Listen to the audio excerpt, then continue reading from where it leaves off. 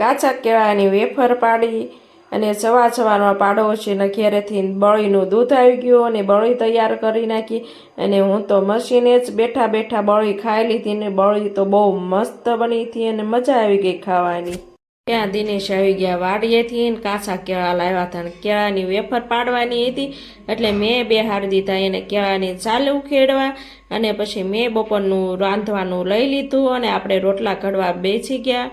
એક બાજુ રોટલા અને એક બાજુ આપણે શાક વઘારી નાખ્યું અને બાજુ સંભારા વઘારી નાખ્યા। કેમ છે યુટ્યુબર ફેમિલી અને એને તો વેફર તો પાણીમાં પાડી દીધી કેમ કે અને મારે તો કામ વધી ગયું અને જોઈ એક બાજુ જો લગ્નગાળો છે એટલે ઘોડા જાય છે અને પછી વેફર મેં એને આયુષ્યન ઋતુએ સૂકવી દીધી અને મારે તો કામ વધ્યું હતું એટલે સૂકવી દીધી। પછી સૂકવીને પછી હું છે ને શાંતિથી સીવવા બેસી ગઈ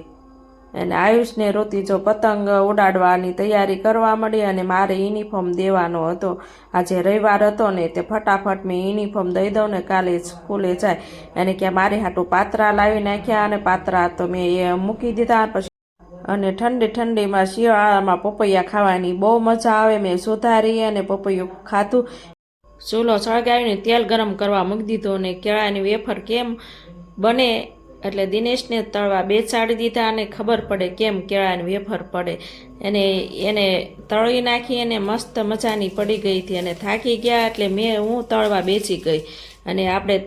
જો પહેલાં વેફર નાખી દેવાના કેળાની